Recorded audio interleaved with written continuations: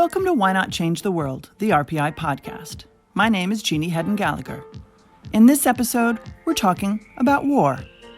We'll explore new perspectives on old clashes between different forces. First, we'll hear from a researcher bringing new life to military history through game design. Reeve Hamilton has more.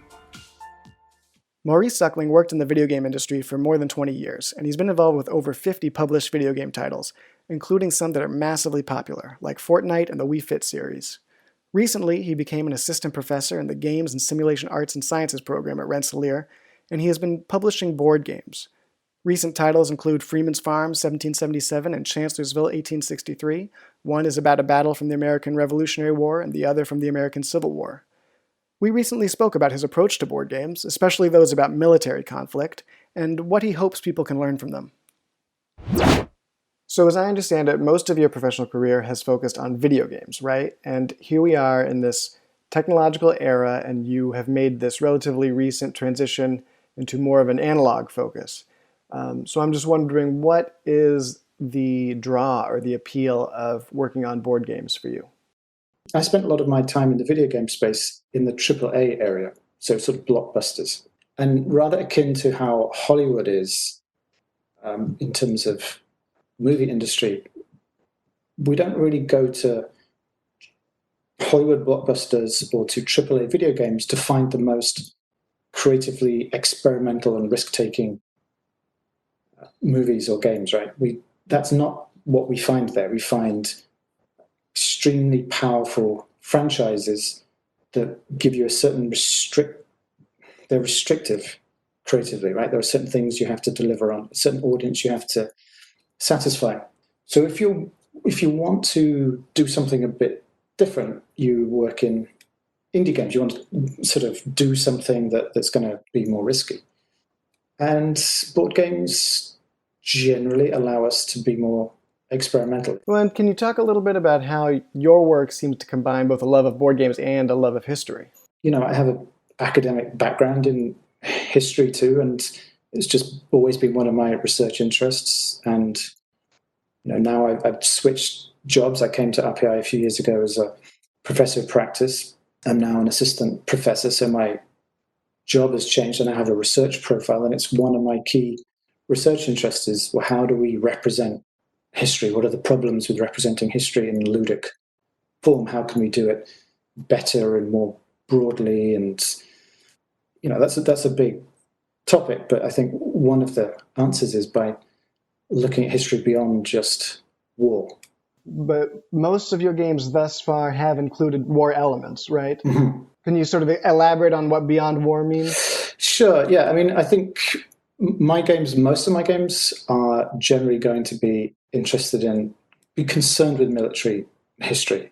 Not all of them, but I think most of them will be. But, I'm playtesting a game right now, which is on the diplomatic crisis in 1914, the crisis that led up to the war after the assassination of Franz Ferdinand. It's not a war game because it's not about conflict resolution, at least not conflict between military forces, but it's a conflict resolution between diplomatic forces, if you like. Yeah. So, that's an example of a game I'm concerned with history, I'm concerned with military history there, but I'm also concerned with other aspects, other avenues into it. History isn't just about these forces who batter each other into submission. There's another game that I'm working on right now is about the Peace of Paris, the series of interlinked treaties that bring the American War of Revolution to a close. So it's a game about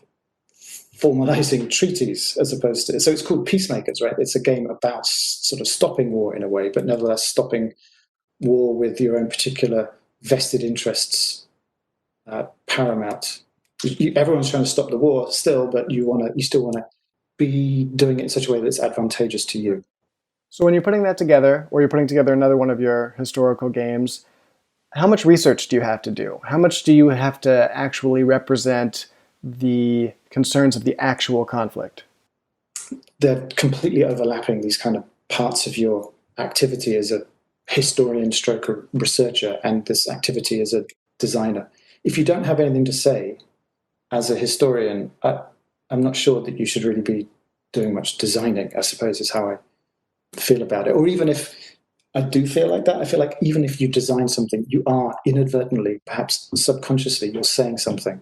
Well, has there been a moment as a designer yourself where you've come up with a system or some game mechanics that have sort of captured exactly what you want to say? So with Freeman's Farm, I designed a combat mechanic that I don't know if it's fair to say that it captured everything that I wanted to say, but it said it well enough, succinctly enough that I was happy with it. And the issue that I've had is that for many years, playing a lot of board war games, I haven't actually enjoyed the combat resolution bit. You think that should be the apex of the drama, right? You feel like that should be the thing that's the most captivating piece of the theatre, if you like.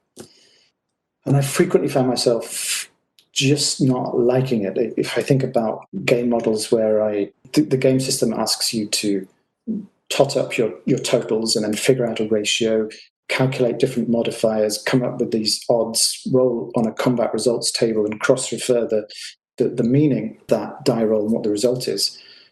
And then maybe double check it because maybe I missed out a couple of modifiers and I should jump one column to the right. That can feel immensely unsatisfying to me. It definitely sort of kills this moment of drama. It's like a comedian telling a joke, and then instead of it that comedian delivering the punchline and you going, oh, I get it, it's like a punchline that you just have to then go check a couple of reference books to check that it's actually funny and check that it makes sense, right? So it's killed all the drama. So instead, I just developed a system that was rolling dice. So you would know pretty much as soon as possible what that result meant. It's not in and of itself anything new. People have been using dice for a long time.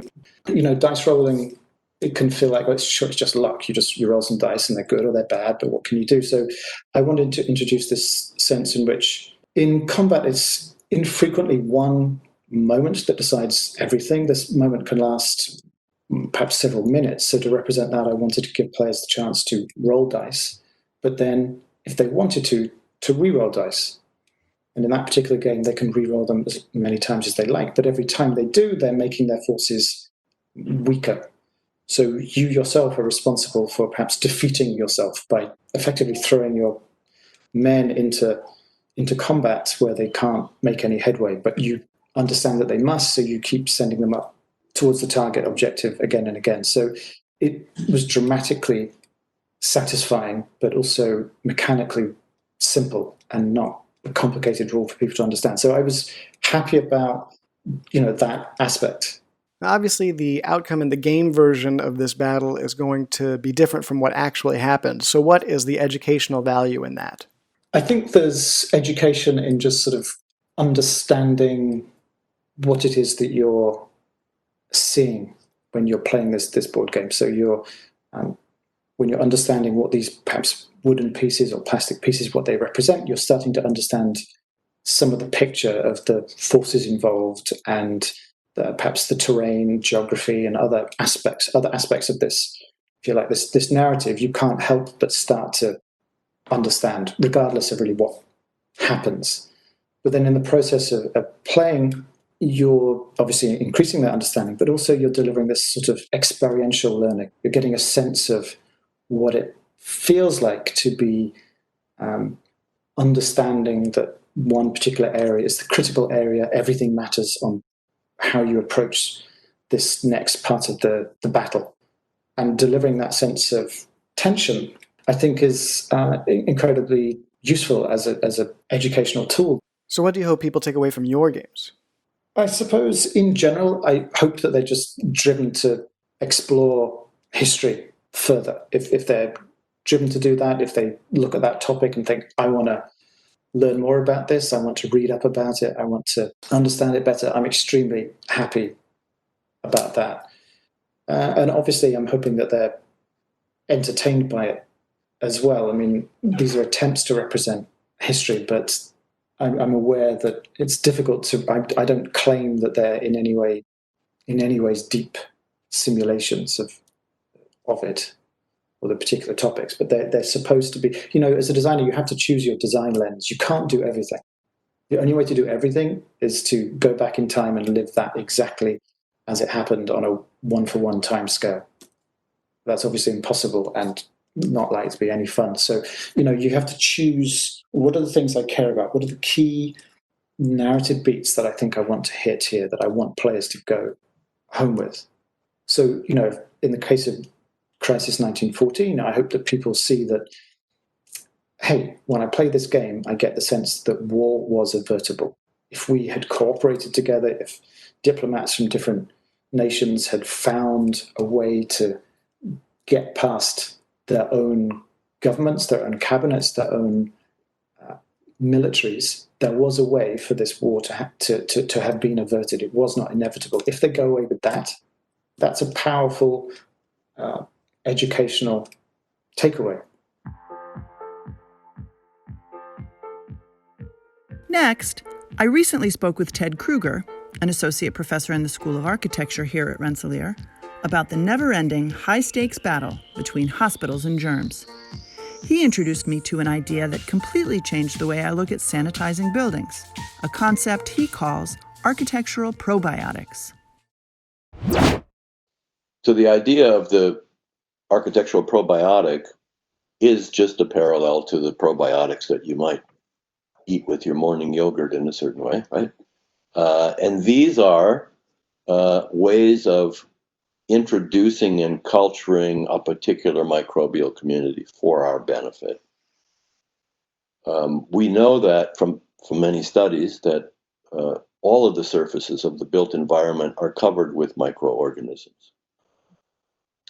Our response to that is basically to wipe the surface clean of any living organisms. Right now, what we tend to do in the time of COVID, but also in the time of other preceding pandemics, was to put on the hand sanitizer, wash your hands a lot. These things are necessary. I'm not disputing them. But what it does is it cleans out the community entirely. Those procedures don't target only the pathogen, they target everything. So then we might look at, when there is no community, what becomes reestablished? Well, we don't control that, actually. It just reestablishes as it does. It may be advantageous to us. It may get rid of the bad things and the good things come back. But there's no guarantee there. But don't we need to clean and sanitize? What we're finding out with regards to the hands is all the sanitizing creates a community which is one of the main reservoirs of resistant bacteria types. So we're promoting drug-resistant bacteria types by the things that we do. It might be that if we could foster good communities of microorganisms, they might protect us better than completely sanitizing and starting over. Okay, but how does that play a role in architecture or the built environment? How do we put good bacteria in buildings? Okay, so if we take that and we then look parallel at the world of the built environment, what kinds of things might we think about in terms of the built environment? And let's say something like a hospital. Now we sanitize like crazy, and they're some of the best people at doing that. An operating room is pretty carefully controlled. Yet if we look at what happens on the hands and we say, why don't we just, as a thought experiment, let's apply that to the built environment. Would we be better off to sanitize, or would we be better off to create a robust community of microorganisms that might cooperate with us in protecting us? But, in order to do that, we need a lot more knowledge. And we need a different attitude, because the attitude we have now is very, very warlike. We go in and carpet bomb the microbes on our hands because there's an intruder hiding in there, so we kill the whole village. I mean, this is very, very medieval or worse. Maybe that's not the right idea. maybe to establish healthy communities would be a better idea. This is kind of a medical view. And this view has a long history and has produced some really spectacular, wonderful things for humanity. But there's another group, which I call the culinary tradition, in which we've partnered with microorganisms, some bacteria, some fungi, some yeast, etc., that produce most of the things we really like to eat. Cheeses and fermented vegetables or meats or beverages, or the list goes on and on. All this cool stuff. Many things that require human intervention to prepare are actually the work of microbes. So maybe there's another path forward, and maybe there's a different way to think about it. So fascinating. I love the connection to the food. Do architectural probiotics actually exist yet, or are they still in the conceptual phase? They're a non-existent entity so far. They're not something that we currently have. And there isn't really the foundational knowledge at the moment that we need. But this pandemic that we're in certainly gives us a reason to think about that. I think what's valuable about it now is that it's really proposing a different attitude. And this notion that germs are bad and we need to kill them all, that's not really how it works. We're getting to understand that we're really embedded in a world very deeply, and much of it is microorganisms. And microorganisms are not just bacteria, but even viruses and fungi and spores of all kinds. I mean, these things, in terms of the pyramid of life, they form the basis of that, And I think that the image that we have of we sit at the apex of the pyramid of life and we're so important and things like that, that needs to be replaced by an understanding that when you're standing at the top, you're most dependent on everybody that's below you. And if you ever made a little pile of people, as a kid, where everybody stands goes down on all fours and you make a pile, the person on the top seems to be like, hey, look at me, but actually it's all the people down below that are doing the work, and we're dependent on them. Maybe we need to be nice. Folks who are, at the top of the pyramid need to realize that it's all that down below that does all the work, and that's the dependency that we don't seem to recognize. But there's great benefit if we do. As a society, we are really seeing the interdependence of organisms play out now because of the COVID-19 pandemic. How is the current health problem impacting your idea, or this idea, of architectural probiotics? Well, we're in a world now where we have a lot of people, and they're in close proximity to many kinds of animals. And the fact that diseases might jump from one to the other and then be able to spread because of our ability to travel and our propensity to travel. This is creating, every 2 or 3 years, a major pandemic threat. Sometimes it's stopped, sometimes it's not. But we should all see it coming. We should see them coming more and more. So there's a need to think about, well, what should we do with respect to these things? How should we approach that? And are the approaches that we currently use effective ones, or do we need to invent new ones? I guess I'm also anticipating the next pandemic. And when we're done with this, probably within 5, we're going to get another threat.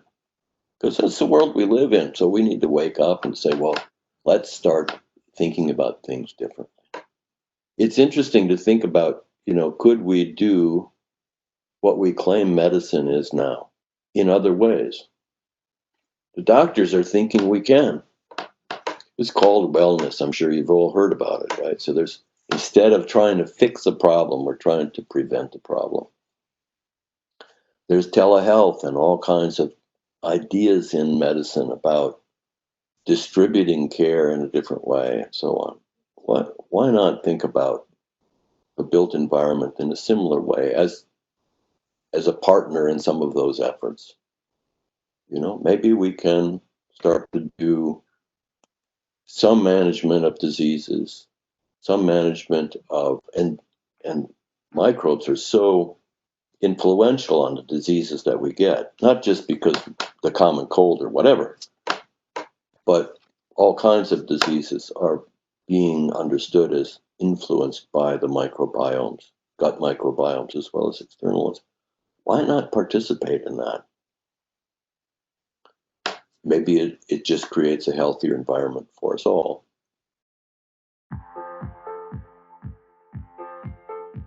This episode of Why Not Change the World was recorded remotely due to the ongoing COVID-19 pandemic. Please take a moment to rate the podcast on whatever app you're on. And if you'd like to learn more about what's happening at Rensselaer, visit rpi.edu. Thanks for listening.